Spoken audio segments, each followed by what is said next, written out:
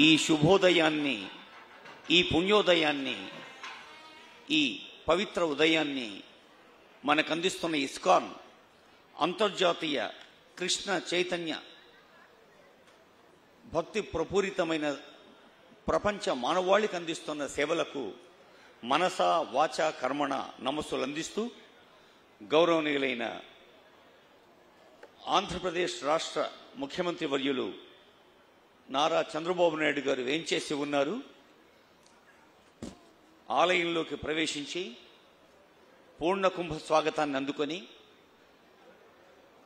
స్వామివారి ఆశీస్సులను అందుకొని సంకల్పం అర్చన అనంతరం ఆశీర్వచనం అందుకొని ఈ యజ్ఞ వేదిక దగ్గరకు వస్తారు. హరే కృష్ణ నామాన్ని ప్రతిధ్వనింపచేస్తున్న ఇస్కాన్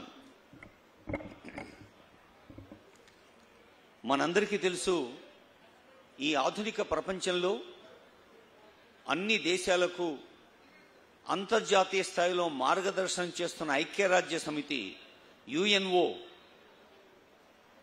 ఎంత విస్తారంగా ఉందో, ఎన్ని అసంఖ్యాక దేశాలకు మార్గదర్శనం చేస్తోందో, అన్ని దేశాల్లో కూడా ఇస్కాన్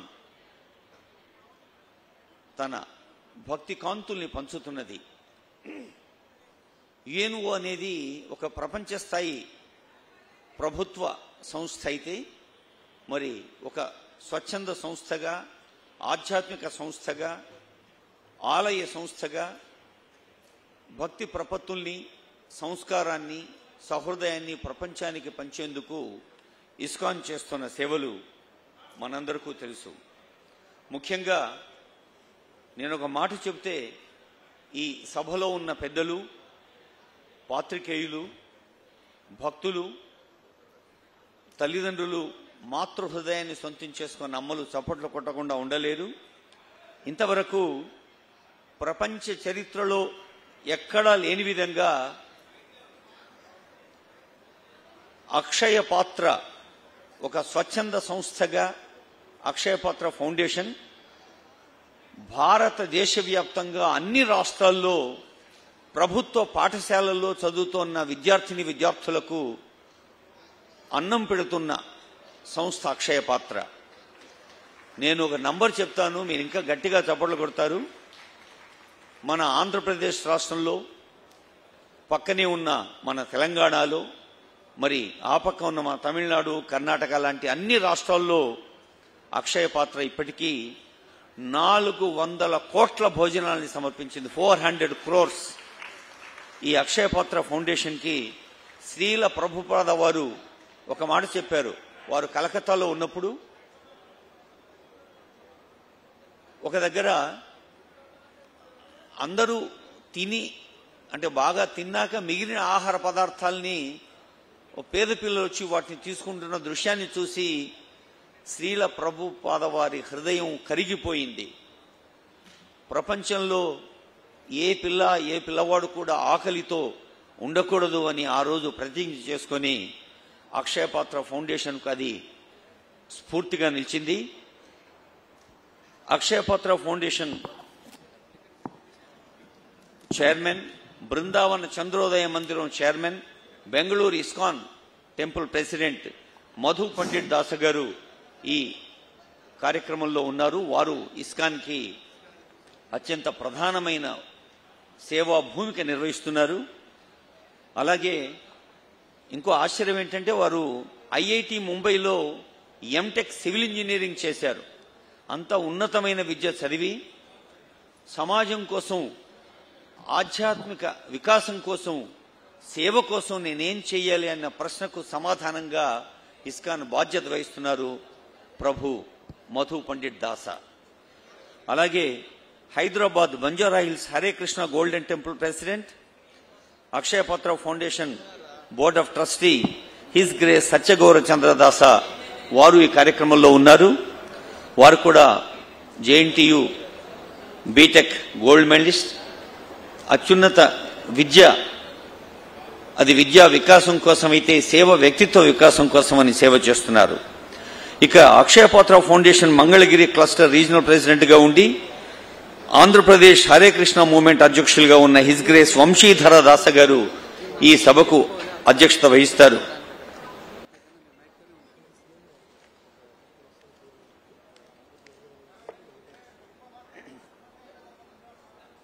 ఇదివరకు అమెరికాకు అధ్యక్షుడిగా ఉన్న బరాక్ ఒబామా అమెరికాలో ఒక పబ్లిక్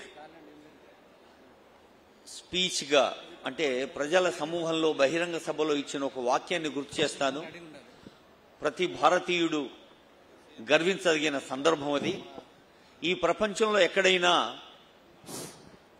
నవనాగరికతలోని కొత్త పోకడలు తెలుసుకోవాలంటే యూరోపియన్ కంట్రీస్కు వెళ్ళాలి. సాంకేతికత టెక్నాలజీలోని కొత్త పోకడలు తెలుసుకోవాలంటే జపాన్, కొరియా దేశాలకు వెళ్ళాలి.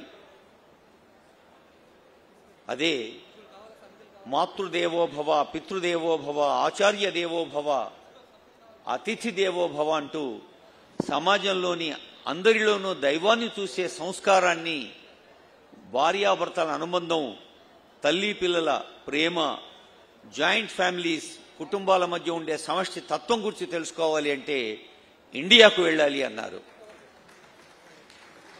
అందుకే ఈరోజు భారతదేశం ఒక విశ్వ గురువుగా నిలబడ్డది.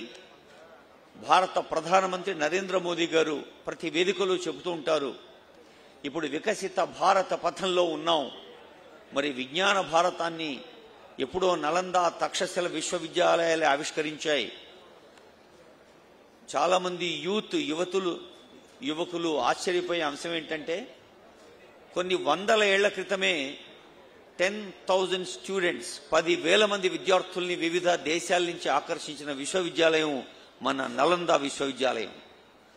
అలాంటి ఒక అద్భుతమైన చారిత్రక నేపథ్యం ఉన్న భారతదేశం ఈరోజు మళ్ళీ ఉన్నత విద్య చదువుకోవటానికో, ఉపాధి మార్గాలు వెతుక్కోవటానికో ఒక అమెరికాకో, ఒక జర్మనీకో, ఆస్ట్రేలియాకో, న్యూజిలాండ్కో, ఇంగ్లాండ్కో వెళ్లాల్సిన అవసరం లేదు. ప్రపంచ దేశాలని భారతదేశం వైపు చూడాలి. ప్రపంచ దేశాలకు శతాబ్దాల క్రితమే విజ్ఞానాన్ని అందించి శాస్త్ర సాంకేతిక ప్రగతికి ఫలాలు అందించిన భారతదేశం మళ్లీ ఆ వైభవాన్ని సొంతం చేసుకోవాలని అటు భారత ప్రభుత్వం, ఇటు బలమైన రాష్ట్రాలు మాత్రమే బలమైన భారతాన్ని నిర్మిస్తాయన్న మన ముఖ్యమంత్రి చంద్రబాబు నాయుడు గారు, లేదా ఏ రాష్ట్ర ముఖ్యమంత్రి అయినా కోరేది ఒకటే, the strong state can only contribute to the strongest nation. అలాంటి అదిగో గౌరవనీయులైన నాకు చెప్పండి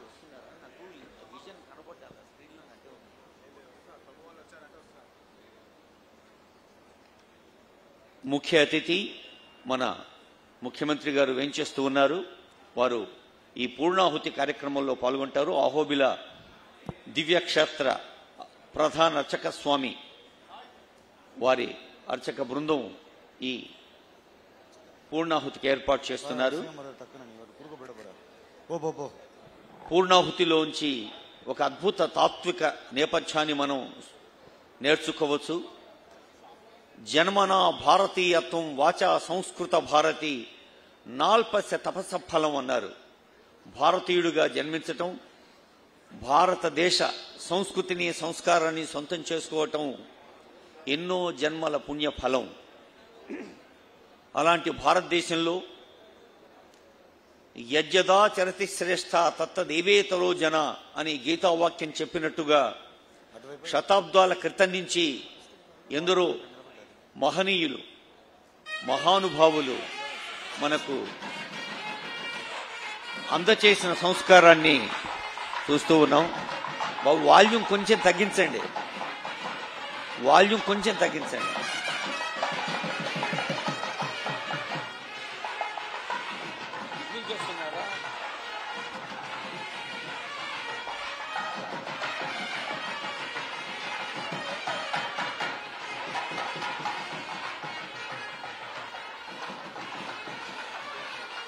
అదిగో నేటి ముఖ్య అతిథి గౌరవనీయులైన ముఖ్యమంత్రి గారిని స్వాగతించేందుకు మంగళధ్వానాల మధ్య పూర్ణకుంభ స్వాగతాన్ని అందుకుంటూ ఉన్నారు.